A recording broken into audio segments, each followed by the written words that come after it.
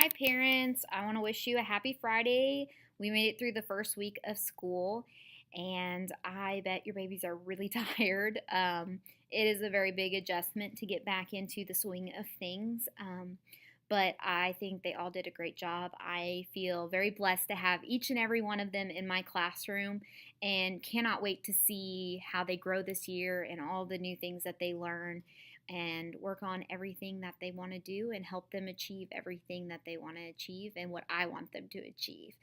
I wanted to shoot this video for you because starting Monday, I'm going to, instead of sending home that red Colt folder, I'll be sending home their binders. So I wanted to give you a chance to see the parts of the binder and for me to explain the parts of the binder so that way you know them when your child brings it home, because I find that sometimes it will go over their head about every single part of the binder because it is a lot to take in. So that way you can help, teach them parts of their binder too, and you know what parts of their binder are too.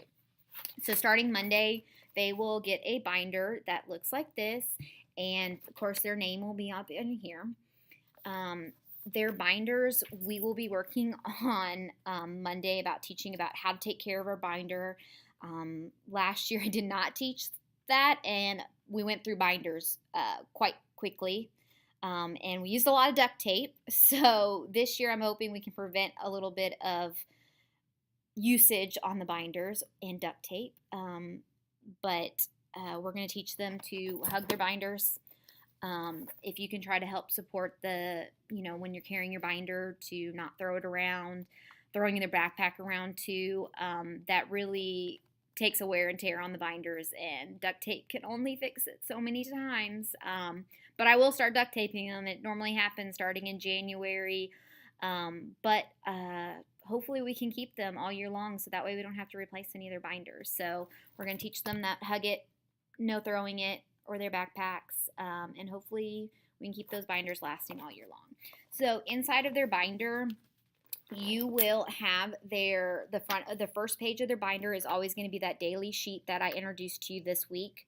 That will have their behavior notes that I write for you. It will have their homework, the reading log, parent comments, as well as the parent signature. Please make sure you write down, at least one title of a book that they read. Right now I'm still asking just for at least 10 minutes each night. We will increase to 15 minutes probably in a couple of weeks, but I just want 10 minutes. This can be them reading, you reading to them, just exposure to reading. It can be in the car. I know you guys are busy. They have busy things and schedules, so I try to pack a book anytime I can if I know that I'm taking my niece and nephew somewhere, because there's going to be some downtime possibly, and it's a good time to get some of that reading in.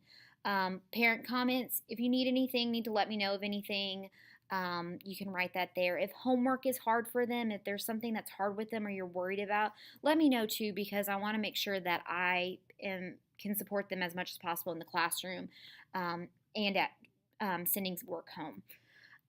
Next week, their homework is going to be picking one or more activity from their homework page, which is on the back of this sheet. And then that will be for the first 3 days. And then I'm going to check that on Thursdays. So I'm hoping, if it works for you guys to do it all in one day, or if you want one activity each night, whatever works for y'all's schedule is the goal of their homework, is to not take up an extreme amount of time. We want them to be kids.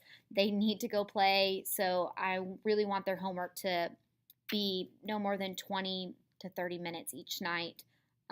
Definitely something quick and easy for them. Well, not always easy, but something that reviews the day that we've done or our week's skill. So, and then Thursday is kind of homework for you guys. Sorry. Sometimes I'll give you homework or homework to do with your child.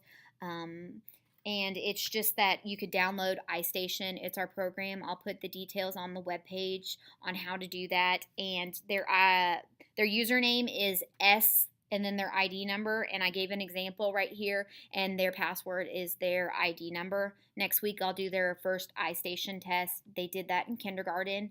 I don't use that as my only measure for reading. It's just one snippet of their reading that I can look at and pull some lessons to help them with certain skills from the computer. But they read with me daily, so that's not the only piece. So if you find that you're like, they didn't score that well on it, I'll look at other things too. So don't worry about that. And we can always have a conversation if you're worried about their reading level once we get everything established and we get books in their binder. Their homework page right now is going to be this menu. And up here, it tells you to choose at least one activity from each subject area to complete. So you have a reading section, a math section, and a writing section. You only have to pick one of these activities. Now, they increase, the columns progress from least challenging to more challenging.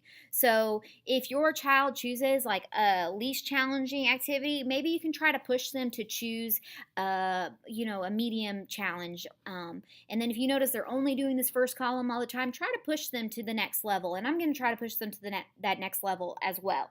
But try to pick one activity from each one. And if your child is really enjoying it and they want to do more, you're more than welcome to do more. But for over Monday, Tuesday, and Wednesday, the goal is to at least do one activity from each one of these categories. And I'll check it on Thursday. And if something comes up, just let me know. I'm really flexible if you let me know what's going on.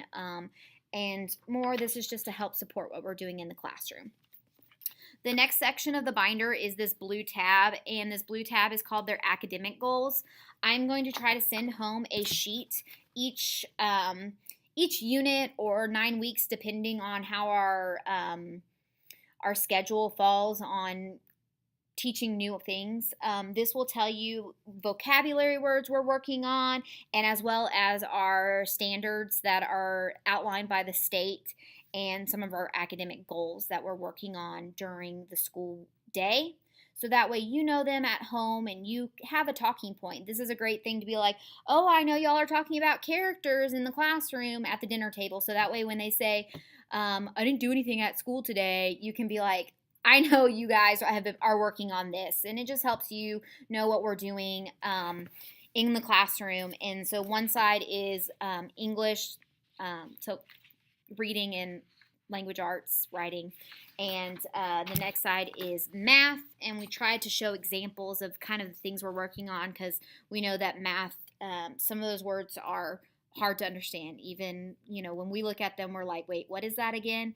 So here's a little picture, and please don't hesitate if you are not sure about something, just ask. I'll be happy to help you guys with anything and everything. That's my job. The next thing that I have after that first academic goals sheet is this page on what you can do at home to help your child with reading. I've had several of you guys ask me, how can I help my kid at home? So here's just some reading ideas and some reading stories. And I'm also going to tell you at least one type of book that your child likes to read. We did a reading survey the other day where they got to circle types of books they like to read. So I'm going to try to support them in finding books that they like to read, but also stepping outside of their comfort zone and trying to read different books. But here's some great ideas. I'll be happy to send home other ideas if you need them. On the back of that is a letter about Spalding. Spalding is our phonogram program that we do sounds, and it covers writing, handwriting, sounds, which correlate into reading. So this tells you a little bit about it, and it also has an informational video. If you want to go to this YouTube site, you can look up what Spalding is. And this website down here I'm so excited I found it for this year, is a great resource for you and for the kids to use. When you click on this page, it will bring up the alphabet and sounds like O, U, E, U, and different phonograms, and you can click on it and a box will pop up with the letter and somebody will show them how to make the letter, and then it tells you the sounds. Like, so an A will pop up, it will show you how to write an A, and then it will go, A says, ah, A, ah, a, ah. So sometimes when you're thinking, wait, what sound does those make again? Because I even have to think about it too. I'll read the words on the card. They're like, Miss Went, tell us the sounds. And I'm like, wait, I'm reading them and thinking about the sounds again. So we're working on that.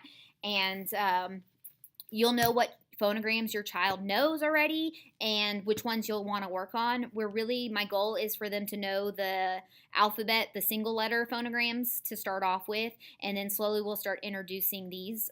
Some of your kids might be ready to, start working on the double letters, or there's the others. So look for this sheet. It might not be on in the binder on Monday because I haven't done this one yet. But I'm hoping to test them on Monday over this and get that in their binder. Maybe Monday night, but hopefully by the end of next week. After that is their fries list. This is a list of sight words that you can't always sound out these words. These are the most common words that are found in books. And so in first grade, they have to know the first 100. I have tested all of your children on those first 100 words and have highlighted the words that they need to practice. This is a good time for you to make flashcards, to have them write those words. Like if they don't know the word the, be like, you can make a flashcard of it, and then you can be like, oh, let's write a sentence using the word the. My only hesitation with giving you the whole list is you are not allowed to make flashcards for the whole list for your child. Pick like 10 words at a time and focus on 10 words. We're going to focus on only 10 words in class from their list. But I'm going to be, for certain centers, it's going to be go to your list and one of the words you don't know or are working on, write a sentence using that word. Or, stamp that word out and sound it out and, sort those words by the W or the WH sound. So this list will be a great tool for you. Some of your children did show mastery on this first 100. So I did go on to the 200 on the back. If your child doesn't have that, it's okay. Our goal is the first 100 by the end of the year. And once they meet that, whether it is tomorrow or in May, I will go on to the next 100 so that way we can start working on them. It's just a goal to keep working on them. So if you have any questions about that, just ask me. The next section is the yellow section. It's poetry. I try to send home weekly poems. Sometimes it's every other week. Sometimes they're content poems. Like if we're learning about turtles, then it might be a turtle poem. But a lot of times I do my word work or my sound work in a poem. So if we're working on the ch sound, the poem will be like much, cheetahs, all that kind of stuff. So we can work on words that have that sound, whether at the beginning, the middle, or the end. Right now they have just an alphabet that has some cheers, so this is a great resource for them to just start off with reading. The last little tab is going to be for their book pouch. I haven't put their book pouches in. I'm hoping to do their reading test to find out their levels next week and hopefully get reading groups started as a level reading group started that third week. I am already pulling your children to my back table and doing small groups and working on some of the things and that we're working on in class. So they're definitely going to be growing really quickly, and sometimes they progress quickly, and sometimes it's going to take a little bit more time. But I promise you, I'm going to keep you in the loop about ways you can help support what we're doing in the classroom. And if you ever are worried about something, please don't hesitate to contact me. So look out for their binders on Monday night, and I hope you guys have a great weekend. Get some rest. Your babies need some rest. It's been a long week for them as well, and I cannot wait for the school year to get started and continue to go, and I can't wait to see all the things that your children are going to learn this year. So I hope you guys have a great weekend. I'll see y'all later.